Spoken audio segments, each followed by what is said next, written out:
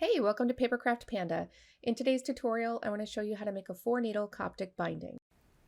A 4-needle Coptic binding falls into the multi-needle Coptic family, and we usually work in pairs of 2, so 2, 4, 6, etc. Multi-needle Coptics allow you to create these beautiful braided stitches that go up the spine, and since you have 4 needles, you can use 4 different colors of thread, or like me, you can alternate every other color.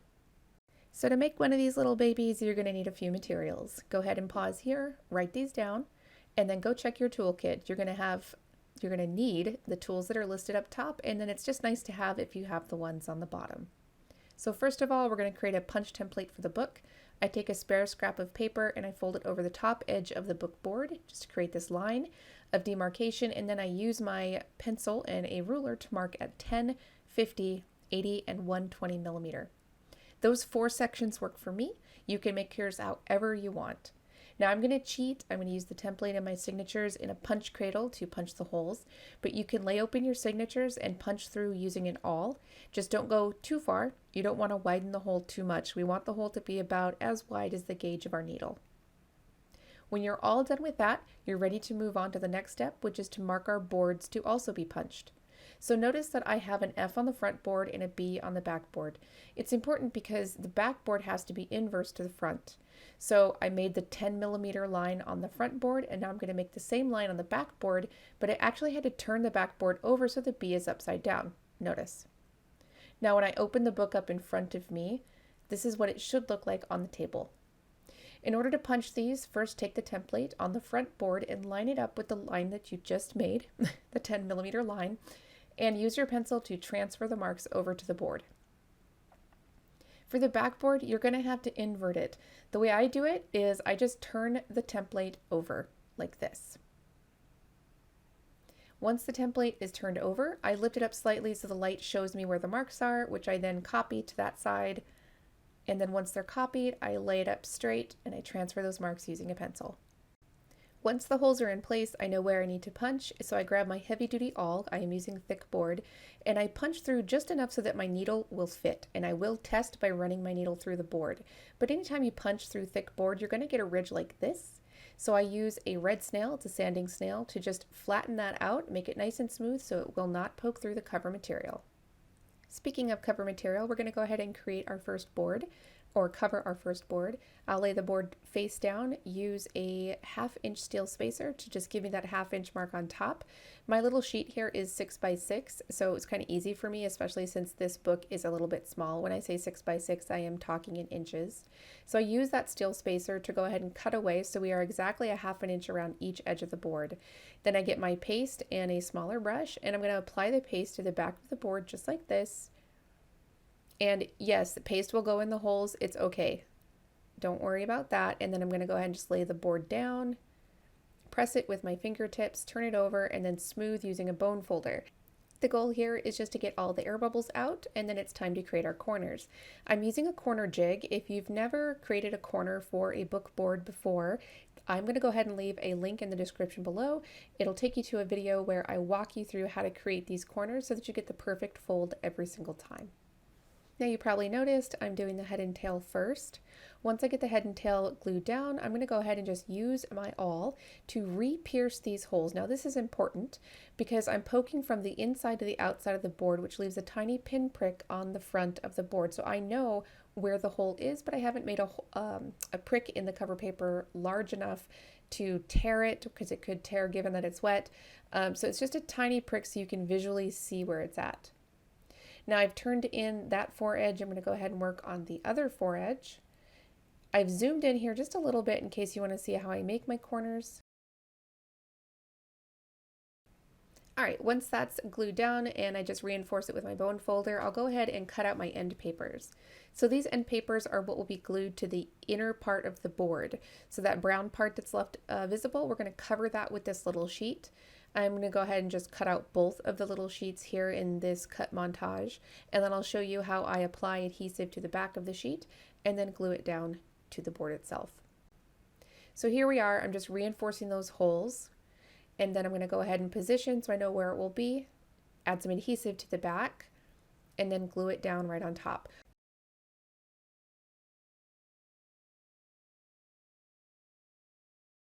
All right, to start sewing, go ahead and sandwich your signatures between the two boards. They should be completely dry and ready to go.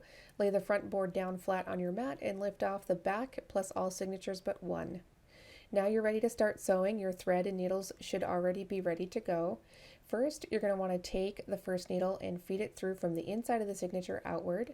Once you get the second needle through, stop, tie their two ends together just like this, and then pull the two needles at an even pressure until it looks like this.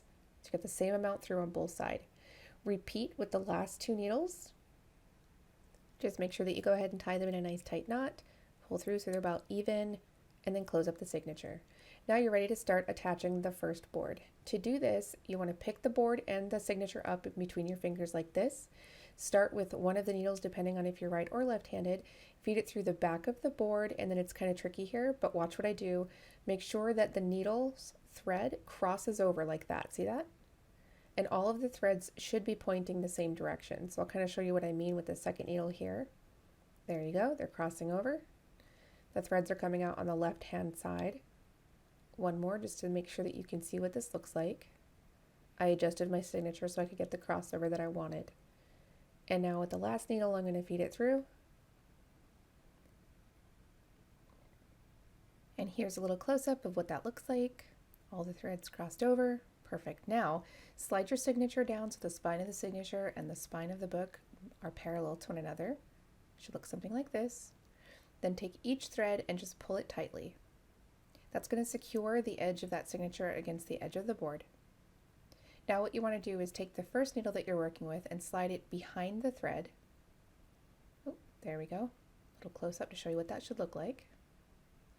Pull it out and leave a little bit of a loop left. You don't want to pull it all the way. There's a little loop there. There we go. Now feed the needle through the loop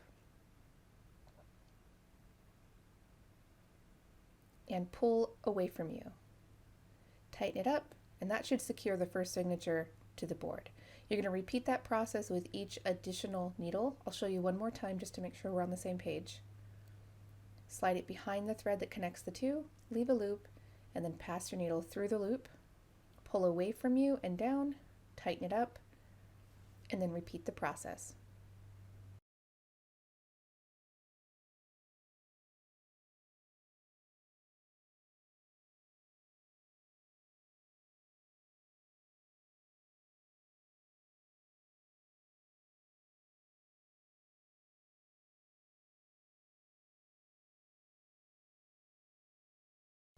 Now that you've got the first signature attached, we'll add the second signature.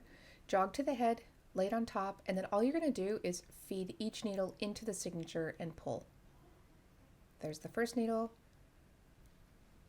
There's a second needle. Third, and now the fourth. Once all the needles are through, go ahead and pick up the book. Make sure that the edges are aligned so that the two signatures and the board are parallel. And then just pull on each thread until it's tight. Then go back into the signature, and we're going to do a crossover. So this is what it's going to look like this. And in order to do that, we're going to take the green needle and we're going to feed it into the orange needle spot and then pull. And then we're going to take the orange needle and do the same thing, but we're going to feed it into the green needle spot. Now they've switched positions. And pull it so it's tight. Okay, now let's see that again on the other side. Here's what we're going to do. In order to get that, we're going to feed the orange needle this time on this side into the green spot and pull, and then of course we're going to feed the green needle into the orange. And now they as well have switched positions. At this point, I always recommend that you close up the signature, get everything like nice and lined up, and then you're going to use your bone folder to just smooth it gently. Now with it having been smoothed, you're going to take your needle, whichever needle you want to start with, and you're going to feed the needle behind the thread holding the board and the first signature together. There we go, leave a little loop, feed the needle through the loop, and pull it away from you. And you don't want to over tighten the stitch, otherwise you will lose the beautiful braid. So just pull it enough so that it's tight and you can still see, oops, I almost lost my little loop there. Just pull it tight enough so that you can still see the braided pattern. There are so many books I've created where I lost the braid, so I just really want you to be careful of that. There we go, and now we're ready to add the third signature. So to do that, we're going to go ahead and just lay the third signature on top, after jogging to the head, of course, and then once again we're going to feed our needles into the signature, just like this, and then we're going to go through the process of crossing them.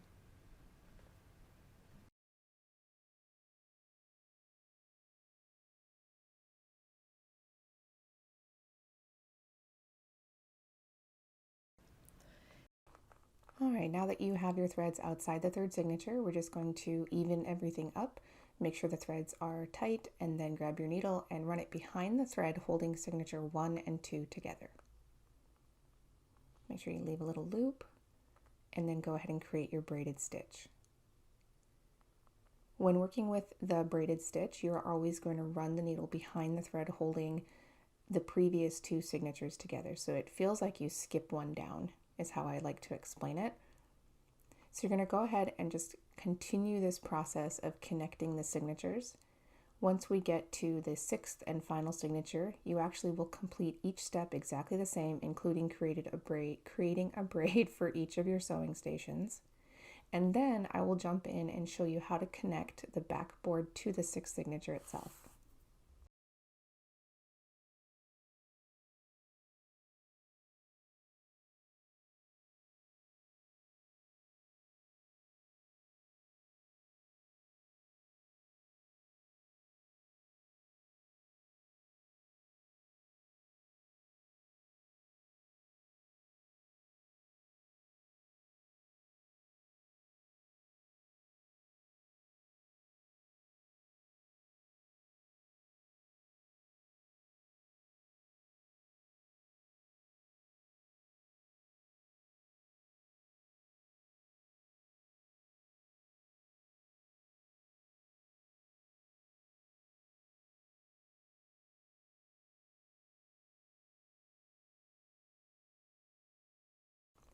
So as mentioned, we're just going to continue with the 6th signature just like any other signature.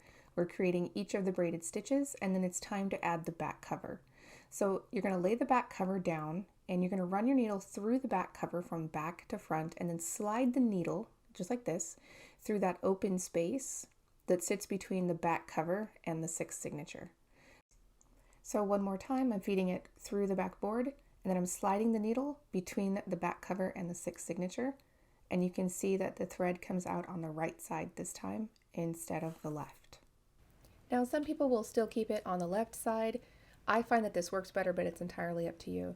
Now once you get the thread pulled through, then you're going to line up the board so that it's parallel with the signatures and the front board. Pull so that each thread is tight, and now we're going to feed the needle behind the thread holding the 5th and 6th signatures together. Leave a little loop and then pull up, just like that. So here we are again, we're going to feed the needle behind the thread holding the 5th and 6th signatures together.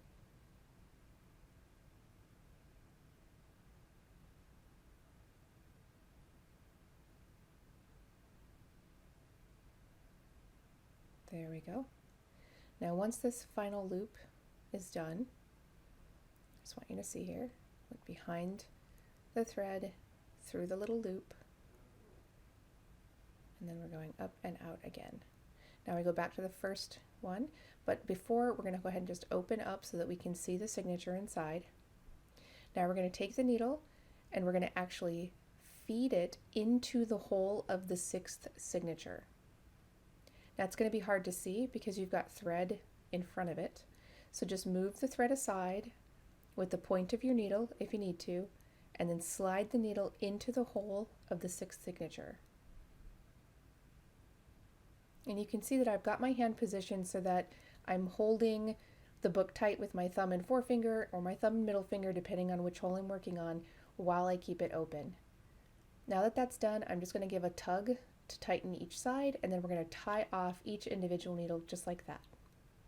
So we're going to loop it behind the threads, through its own loop, and pull away. There we go. And then we're going to repeat it with this side as well. Some people will double knot these. I find that one knot works just fine. we go. And now I'm going to use my scissor just to trim away as much of the thread as possible. About 1/4 of an inch or 3 millimeters is fine, even 6 millimeter if you're not sure. And then close up the book, press the spine, then just make sure that all of your stitches are straight, and you're good to go. I hope you enjoyed this tutorial. I hope that it helped answer all of your questions when it comes to 4-needle Coptics. If not, please let me know in the comments below if there's something that I missed or that you would like to know. For more information and the full tutorial, please visit my blog, blog.papercraftpanda.com, and if you would consider subscribing to the channel, I would greatly appreciate it. All right, take care of yourself, please be well, and I'll see you in the next video.